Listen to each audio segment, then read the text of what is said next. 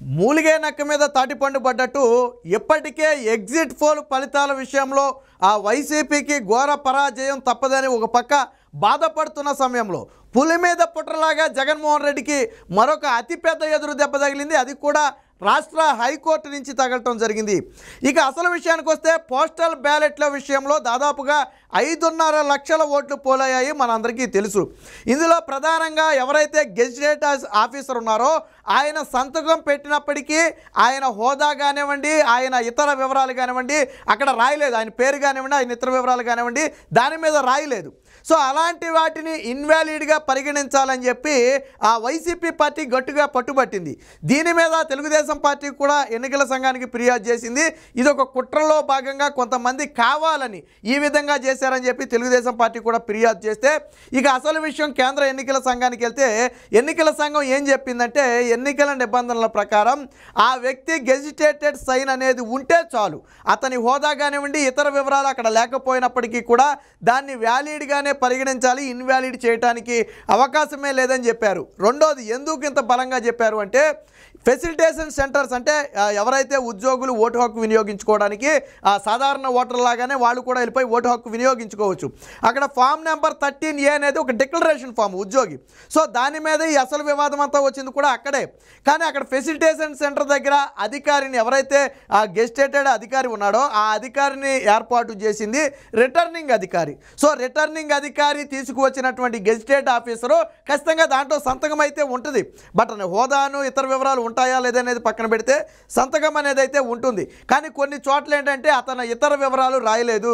ఇది వైసీపీ కుట్రలాగా భావించాలి. ఎందుకంటే ఎందుకు రాయలేదు అంటే ఇన్వాలిడ్గా చేయడానికి కొంతమంది రిటర్నింగ్ అధికారులతో కలిసి కుమ్మక్క అయినట్టుగా భావించాల్సి వస్తుంది. సరే విషయం ఏదైనప్పటికీ కూడా సంతకం ఉంటే దాన్ని వ్యాలిడ్గానే పరిగణించాలి. ఎందుకంటే అది రిటర్నింగ్ ఆఫీసర్ అండర్లో చేసినటువంటి ఒక సంతకం. అక్కడే పోలింగ్ బూత్లో ఏదైతే ఫెసిలిటేషన్ సెంటర్ ఉందో అందులో కూర్చుని చేసినటువంటి సంతకం కాబట్టి దాన్ని కాదు అంటానికి కుదరదని చెప్పి కేంద్ర ఎన్నికల సంఘం తేల్చి చెబితే దీని మీద YCP party Lella Appireddy YCP కార్యదర్శి హైకోర్టును ఆశ్రయించడం జరిగింది.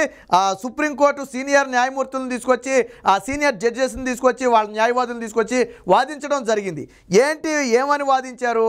ఈ దేశంలో ఎక్కడా లేని ఒక వింత విధానం ఆంధ్రప్రదేశ్లో తీసుకొచ్చారు. గెస్ట్ ఓన్లీ సంతకం ఉంటే ఎలా చెల్లుద్ది, అతని హోదాను అతని పేరు ఇవన్నీ కూడా అందులో ఉండాలి, లేకపోతే అవి చెల్లవని చెప్పి వాళ్ళు డిమాండ్ చేశారు.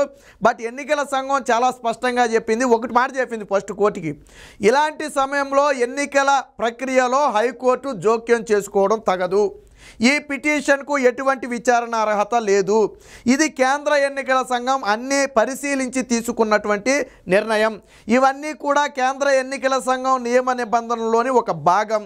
2023లో కొన్ని చేంజెస్ కూడా చేశారు ఆ పోస్టల్ బ్యాలెట్ ఓట్లకు సంబంధించి నిబంధనలు.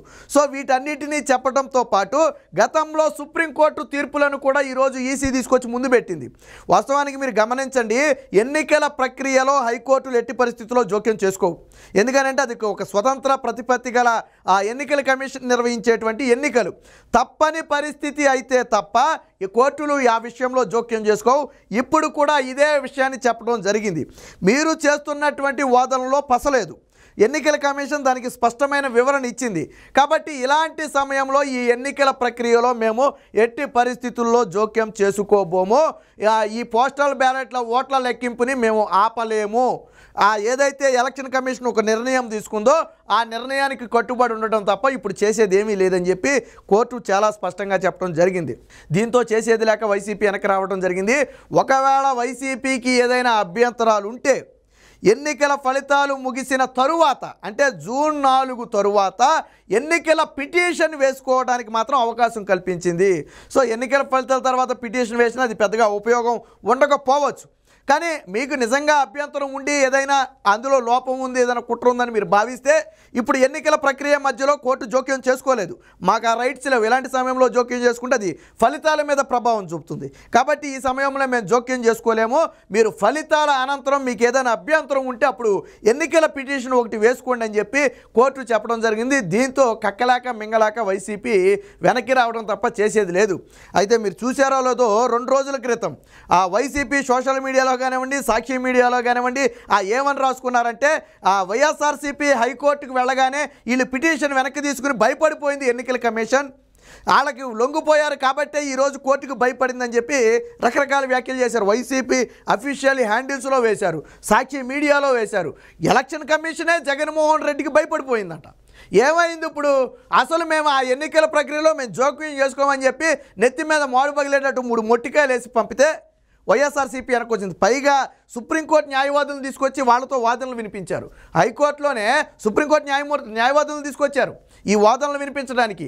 అంటే పోస్టల్ బ్యాలెట్లో దాదాపుగా 2 లక్షల ఓట్లు ఇన్వాలిడ్ చేయాలనేది వాళ్ళ ప్రధాన కుట్ర.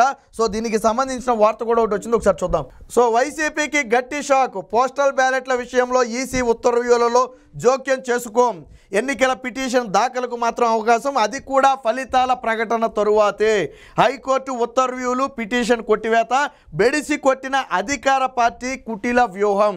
సో అక్కడ ఓన్లీ సంతకం మాత్రమే ఉండి ఎందుకు ఇతర వివరాలు లేవు అనేది ఖచ్చితంగా అధికారిని గట్టిగా పట్టుకుంటే మరి ఎన్నికల కమిషన్ అసలు విషయాలు బయటకు వస్తాయి. ఇది వైసీపీ ఆడినటువంటి కుట్ర.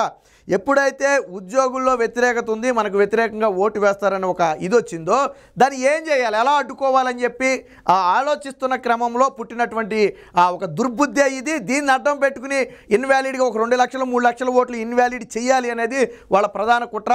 అవన్నీ కూడా ఈరోజు బెడిచికొట్టాయి. అంతేకాదు ఇంకా వీళ్ళ కుట్ర చూడండి ఎక్కడ దాకా వచ్చిందో. సర్వీసు ఓట్లను వదలలేదు, పోస్ట్ ఆఫీసుకు వచ్చిన కవర్లను ఆర్ఓకు పంపకుండా వెనక్కి, ఒంగోలులో 156 కవర్లను తిప్పి పంపిన పోస్టల్ సిబ్బంది, టీడీపీ నాయకుల ఫిర్యాదుతో మరొకసారి పంపించిన వైనం, రేపు సాయంత్రానికల్లా అందకపోతే వృధా అయ్యే ప్రమాదం. ప్రకాశంలో సర్వీసు ఓటు వేసిన వారు 5,000 మందికి పైన ఉన్నారు. ఇప్పటికీ జిల్లా అధికారులకు చేరింది కేవలం 1000 మాత్రమే. అంటే దాదాపుగా 5,000 మంది ఓటేస్తే దాదాపు 2,000 మంది మాత్రమే అందులోకి అయితే చేరటం జరిగింది. సో ఎవరిలంటే రక్షణ సిబ్బంది ఏం చేస్తారంటే ఇవన్నీ కూడా ఈ సర్వీస్ ఓటర్లు అంటే రక్షణ శాఖలో పనిచేసే సిబ్బంది ఏం చేస్తారంటే పోస్ట్ ఆఫీస్ ద్వారా వారి ఓటుని ఆర్ఓకు పంపుతారు, రిటర్నింగ్ అధికారులకి ఆ అడ్రస్లకు పంపుతారు. అవి కౌంటింగ్ రోజుకి ముందే చేరితే వాటిని కౌంటింగ్లో కలిపేసి పోస్టల్ బ్యాలెట్ కౌంటింగ్లో కలిపి వాటిని కూడా చేస్తారు. ఇక్కడ ఏం చేశారంటే ఈ పోస్ట్ ఆఫీస్కు సిబ్బంది ఏం చేశారంటే దాన్ని రిటర్నింగ్ ఆఫీసర్కి ఇవ్వటం మానేసి రిటర్న్ ఇచ్చేశారు. రిటర్న్ సాధారణంగా రిటర్న్ అనేది ఎప్పుడు వెళ్తుంది, ఇచ్చిన అడ్రస్ తప్పై ఉంటేనో లేదా ఇచ్చిన అడ్రస్లో ఎవరు దాన్ని రిసీవ్ చేసుకోకపోతేనో అది రిటర్న్ అనేది వెళ్ళాలి. కానీ ఇక్కడ ఏం జరిగింది, కావాలని పోస్టల్ సిబ్బంది దీన్ని రిటర్న్కి వేసేశారు. అంటే ఇప్పుడు మళ్ళీ దీన్ని తెలుగుదేశం పార్టీ నేతలు గమనించి ఎన్నికల కమిషన్కి ఫిర్యాదు చేయటం వల్ల మళ్ళీ తిరిగి పంపారు. ఇప్పుడు రేపు సాయంత్రంలోగా అవి పోస్టల్ నుంచి రిటర్నింగ్ ఆఫీసర్లకు ఎలక్షన్ కమిషన్కు చేరాలి. చేరితేనే అవి ఎల్లుండ వ్యాలిడిటీలోకి వస్తాయి. లేదు ఎల్లుండి చేరినాయి అనుకోండి అవి పనిచేయవు. రేపు సాయంత్రానికి చేరితేనే ఎల్లుండి అవి కౌంటింగ్లో వస్తాయి. ఉదయం 7 గంటల నుంచే 8 గంటల నుంచో కౌంటింగ్ స్టార్ట్ అయిపోతుంది. సో ఆ టయానికి చేరాల. సో మరి అక్కడ చేరుతుందా అనేది చూడాలి. అంటే కుట్ర, వైసీపీ కుట్ర ఎలా ఉంటుంది అనేది చెప్పడానికి ఇది ఒక ఉదాహరణ. దీనికి సంబంధించిన మరొక వార్త కూడా వచ్చింది, ఒకసారి చూద్దాం. సో ఇక్కడ చూడొచ్చు, హైకోర్టులో వైసీపీకి ఎదురు దెబ్బ, పోస్టల్ బ్యాలెట్ విషయంలో ఈసీ ఉత్తర్వుల్లో జోక్యానికి నిరాకరణ, ఎన్నికల ప్రక్రియలో కలగజేసుకోవడానికి వీల్లేదన్న ఈసీ వాదనతో ఏకీభవించిన ధర్మాసనం. గతంలో అనేక సుప్రీంకోర్టు తీర్పులు ఉన్నాయి. ఎలక్షన్ కమిషన్ తన నోటిఫికేషన్ ప్రకటించిన దగ్గర నుంచి ఎన్నికల ప్రక్రియ పూర్తయి ఫలితాలు ప్రకటించి గెలుపొందిన అభ్యర్థులకు ఆ ఫామ్ ఇచ్చే వరకు కూడా కోర్టులు వీలైనంత జోక్యం చేసుకోకుండా ఉండాలి అనేది గతంలో సుప్రీంకోర్టు ఇచ్చినటువంటి తీర్పు. ఎందుకంటే ఇప్పుడు వాస్తవానికి కోర్టు జోక్యం చేసుకుంటే రేపు 4వ తారీఖున ఓట్ల లెక్కింపు ఆగే అవకాశం కూడా ఉంది. సో ఇలాంటి పరిణామాలు ఎదురవుతాయనే ఎన్నికల కమిషన్ విధుల్లో వాళ్ళు జోక్యం చేసుకోరు. తప్పని పరిస్థితి అయినప్పుడు మాత్రమే కోర్టు, అది కూడా ఇది మరీ తప్పు జరుగుతుంది, ఎన్నికల కమిషన్ని మనం కంట్రోల్ చేయాలి అనుకున్న సమయంలో మాత్రమే కోర్టు ఇన్వాల్వ్ అవుతుంది తప్ప ఇతర విషయాల్లో ఇన్వాల్వ్ కాదు. ఆ కోర్టు సుప్రీంకోర్టు తీర్పులను కూడా హైకోర్టు ముందుంచారు. దాంతో హైకోర్టు కూడా ఎన్నికల కమిషన్ ఏం చెప్పిందంటే మీరు ఈ సమయంలో మీరు మా విషయంలో జోక్యం చేసుకోవడం కరెక్ట్ కాదని చెప్పినప్పుడు కోర్టు కూడా ఏకీభవించింది. అంటే వాళ్ళేం ఉత్తినే చెప్పలా, ఇదిగోండి మేము ఈ నిబంధన ప్రకారం ఈ ప్రక్రియ చేపట్టాం, ఇందులో ఎటువంటి తప్పు లేదు అని కోర్టుకు సవివరంగా వివరణ ఇచ్చిన తరువాత సంతృప్తి చెందినటువంటి కోర్టు మేము ఇక ఈ జోక్యం చేసుకోలేము, ఇది కుదరదని చెప్పి తిరస్కరించడం జరిగింది. సో పోస్టల్ బ్యాలెట్ ఓట్ల చెల్లుబాటుపై స్పష్టత ఇస్తూ కేంద్ర ఎన్నికల సంఘం మే 30న ఇచ్చిన ఉత్తర్వులను సవాల్ చేస్తూ దాఖలు చేసిన వాద్యంలో వైకాపాకు గట్టి ఎదురు దెబ్బ తగిలింది. ఈసీ ఉత్తర్వులో జోక్యం చేసుకోవడానికి ధర్మాసనం నిరాకరించింది. ఎన్నికల ప్రక్రియలో జోక్యం చేసుకునేందుకు వీల్లేదని, పిటిషనర్కు అభ్యంతరం ఉంటే ఎన్నికల పిటిషన్ దాఖలు చేసుకోవాలంటూ ఈసీ తరపున సీనియర్ న్యాయవాది అవినాష్ దేశాయ్ చేసిన వాదనతో ఏకీభవించింది. సో ఈసీ సమర్పించిన పలు తీర్పులను పరిగణలోకి తీసుకుంది. ఈసీ నిర్ణయంపై పిటిషనర్కు అభ్యంతరం ఉంటే ఎన్నికలు ముగిశాక ప్రత్యామ్నాయ మార్గాన్ని అనుసరించి ఈపీ దాఖలు చేసుకునేందుకు స్వేచ్ఛనిచ్చింది. హైకోర్టు న్యాయమూర్తులు కిరణ్మయి అలాగే న్యాయపతి విజయ్ లతో కూడినటువంటి ధర్మాసనం అయితే దీని మీద ఇవ్వడం జరిగింది. సో ఏంటి అసలు కథ అంటే ఇదిగో 13A ఏదైతే ఉందో అటెస్టింగ్ అధికారి సంతకం ఉంటే సరిపోతుందని, ఆయన పేరు, హోదా, అధికారిక ముద్ర అంటే సీలు, స్టాంపు అవసరం లేదు అనేది ఈసీ చెబుతున్న నిబంధన. వీళ్ళేమంటారంటే సంతకం ఉంటే చాలదు, ఆయన పేరు ఉండాలా, ఆయన హోదా ఉండాలా, ఆ సీలు కూడా ఉండాలా, ఉంటేనే చెల్లుబాటు చేయాలని వీళ్ళు అంటారు. ఎన్నికల కమిషన్ ఏమంటుంది, అసలు ఆ అధికారిని పెట్టిందే ఎన్నికల కమిషన్, రిటర్నింగ్ అధికారి. సో అధికారి సంతకం ఉంటే చాలు, ఎందుకంటే ఆ అధికారిని నియమించింది రిటర్నింగ్ ఆఫీసర్ కాబట్టి అందులో డౌట్ లేదు. ఆయన సంతకం సీల్ వేసినా వేయకపోయినా, హోదా రాసినా వాస్తవానికి రాయకపోయినా చెల్లుబాటు అవుతుందంటానికి కారణం అధికారి ఎక్కడి నుంచో బయట నుంచి ఊడిపడాల, రిటర్నింగ్ ఆఫీసరే అక్కడ పెట్టాడు కాబట్టి అది ఆ అండర్లో జరిగింది కాబట్టి అందులో ఎటువంటి అవకతవకలు జరగవు. రెండోది కూడా చెప్పింది ఎలక్షన్ కమిషన్, ఈ పోలింగ్ జరుగుతున్న సమయంలో నార్మల్ పోలింగ్ లాగానే పోలింగ్ బూతుల్లో ఆ పార్టీలకు చెందినటువంటి ఏజెంట్లు కూడా ఉంటారు. ఉద్యోగులు ఓట్లేసే సమయంలో కూడా ఆ ఏజెంట్లు ఉంటారు, అంటే రిగ్గింగ్ లాంటివి జరగకుండా ఉండటానికి. సో కాబట్టి పార్టీ ఏజెంట్ల సమక్షంలో సీసీ కెమెరాల నిఘాలో మొత్తం రికార్డ్ అయి ఉంది. ఆ రికార్డు మొత్తం నిక్షిప్తం మా దగ్గర సేఫ్గానే ఉంది.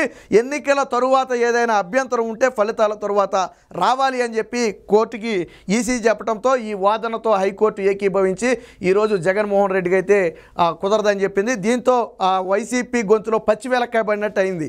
పోస్టల్ బ్యాలెట్ ఓట్లను అడ్డుకోవాలి అని వాళ్ళు పన్నినటువంటి కుట్ర మొత్తాన్ని కూడా ఈరోజు హైకోర్టు భగ్నం చేసింది.